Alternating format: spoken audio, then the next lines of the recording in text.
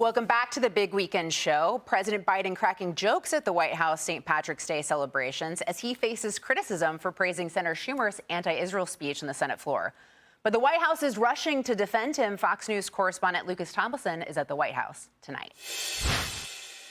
Good evening, Lisa. President Biden called the Senate Majority Leader's remarks on the Senate floor a good speech. Here's White House spokesman John Kirby on Fox News Sunday.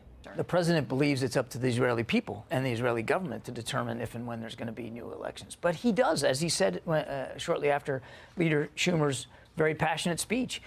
He recognizes that the leader was speaking for a lot of Americans who feel the same way about the way the war is going. Republican lawmakers slammed Schumer's speech. It's because the radicals in their party are not agreeing with Israel. They're siding with Hamas, and both Biden and Schumer are worried about them in their efforts to stay in the White House. A point echoed by Israel's prime minister. I think Schumer's statements are wholly inappropriate. I think we're not a banana republic. The people of Israel will choose when they'll have elections, who they'll elect, and it's not something that will be foisted upon us. It's inappropriate, shouldn't have been said. It's wrong. Last night, President Biden spoke at the annual Gridiron Dinner here in Washington. Of course, the big news this week is two candidates clinched their party's nomination for president. One candidate is too old, mentally unfit to be president. The other's me. Biden continued joking about his age today while celebrating St. Patrick's Day here at the White House. Valerie used to be 3 years younger than me. Now she's 20 years younger than me. I might note there's no woman in the Biden household as old as any man in the household. Biden heads out west in the coming days to continue campaigning in the key swing states of Arizona and Nevada. Lisa? Thank you, Lucas.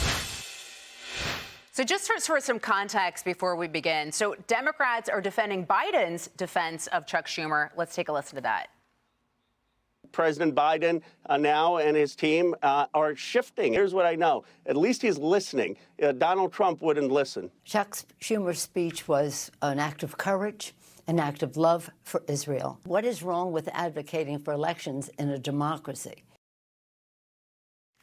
You know, Joey, why do you think Chuck Schumer made those comments? I take him at his word. I believe he's genuine in the sense of he represents this pacifist mentality that really has swept the youngest generation because they've been told they can't do anything. So this idea that Democrats bring to the table, and we see it over and over again with the Iran deal, we see it, send Kamala to South America and let her buy us out of this border crisis. Send Anthony Blinken around and make promises, spend money, and maybe these problems will go away. I think in his idea is you can make a promise and shake hands with folks and the hate and the evil goes away.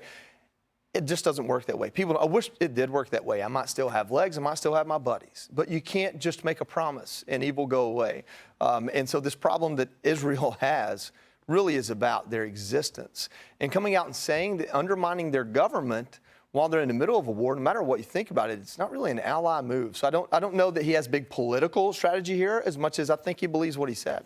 But Kennedy, I mean, politics is in play here, right? I mean, Biden in the Michigan primary lost to the uncommitted vote in Dearborn, Michigan. You've got a state like Michigan has the largest Arab population in the country. Surely Chuck Schumer and Joe Biden are paying attention to that. Well, they are. And so at the beginning of the conflict, it was really tough to figure out where the president stood and where the administration stood. There was a lot of waffling. You know, there was a lot of fence sitting. And when you have waffling and fence sitting at the same time, it's a recipe for obesity. We all know that.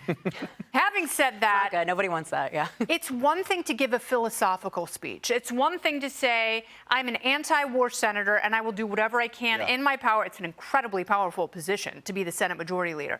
I will do anything in my power to make sure that we have peace here and across the globe, especially with our allies. That's not what he's saying. He is not making a philosophical argument. He is making a political directive in the office of Senate Majority Leader on the floor in his professional capacity. I think that is incredibly irresponsible. It's not like someone caught him on an iPhone at dinner saying, yeah, you know, Netanyahu is a real jerk.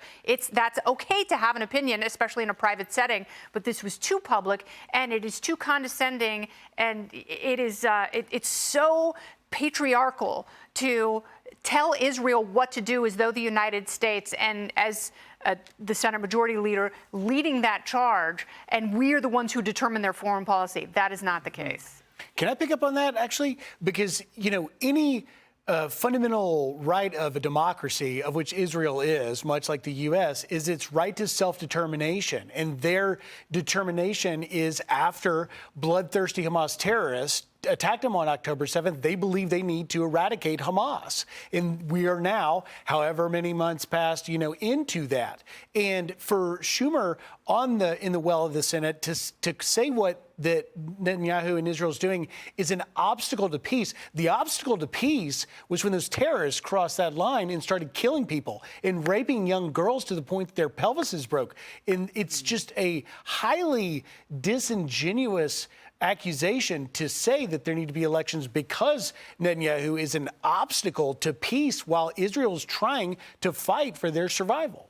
Well, I would also say an obstacle to peace is Joe Biden, who has made Israel's job harder to defeat and eliminate Hamas. But hey, Sean Hannity here. Hey, click here to subscribe to Fox News YouTube page and catch our hottest interviews and most compelling analysis. You will not get it anywhere else.